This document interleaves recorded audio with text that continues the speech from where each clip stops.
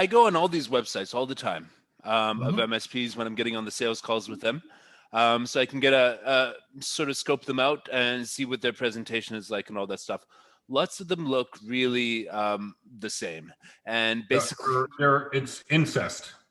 yeah. So starting from the kernel of sort of brand identity, core values, the promise to the clients, how would you coach an MSP to be unique in the market? How would you tell them how to stand out and how to get those high ticket good clients that they want, and sort of stand out in the market, knowing that these clients are constantly getting bombarded with offers from every MSP in town? Yeah, interesting question. And I kind of started this way is that, if you want to know what you do best, ask your best clients. Sit down with them and say, what do you really appreciate about what we do for you? And they'll tell you, they'll be honest. They'll say, they'll tell you that everything that you need to know. And most of the time you'll find out is this, we really appreciate the attention to the service that you give us. Mm-hmm. That, when we call, you're on it right away. Mm-hmm. That kind of stuff. That's what people are really, really hungry for. The stuff that you do afterwards, like your VoIP and your business continuity and your security and all, your Microsoft Direct Routing. I just had a call with a person that mentioned that, being a core deliverable for them. That's all secondary or tertiary. Those are things that you do that's important to the client, but they don't see that. What you have to focus on is, it's kind of like the benefit. Well, no, it's how you make them feel. Yeah. Not the features, the benefit of, yeah. Yeah, and benefits, and I call it benefits and feelings. Mm-hmm. So, people want to trust their IT provider. When they need them, they want them to be there and available to them. They don't want to have to wait for service.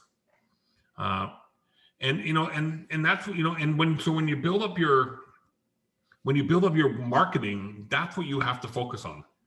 Because every other MSP out there is focusing on, the speeds and feeds, right? They're all doing the same business continuity plan, or the same, they're going to data and getting, marketing done by them, or something like that. And they're all repurposing the same content, or they're getting vendor produced content and slapping their logo on it. Yeah.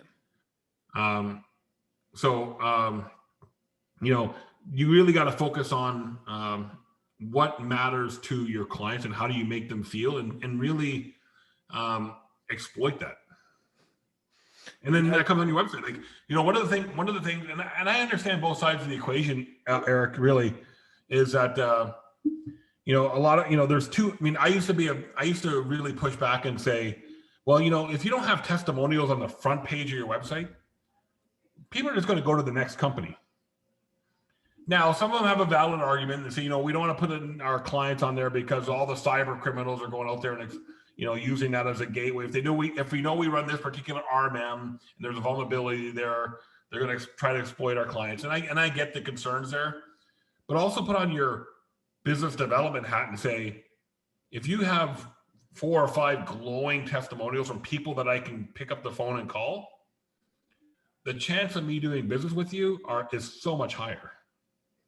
Versus ones that kind of hide behind this cloak of anonymity where they don't want to, you've seen them. They go to your website and say, company did such a great job. Joe P, corporate controller. Yeah. How do I know that's true?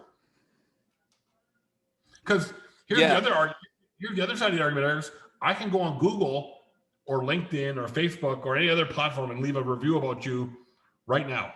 Yeah. You can't stop me. Yeah. So why not use those people on your website?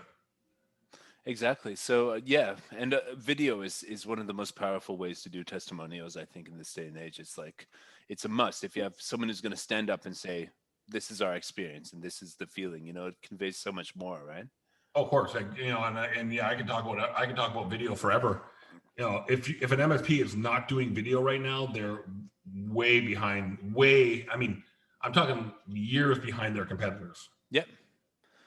Video is a must.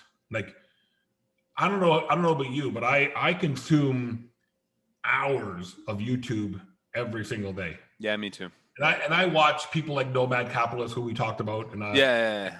and other shows like that. But what starts before I run every one of those videos is now YouTube they're putting 2 commercials in front of a video now, not just one. Yeah. And the big boys are in there now too. Like, so the big brands are in there on YouTube advertising. So this is a way that you can compete against the big brands. So you can have your YouTube advertising show up there right next to IBM or Dell or Microsoft or whoever.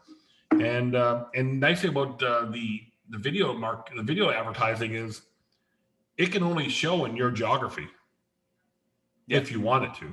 Yep. And on the videos that you think your audience is interested in. Correct. Yep. So if you're going after small businesses, why not target other small business type of videos and those people that produce the same type of content? Yeah, exactly.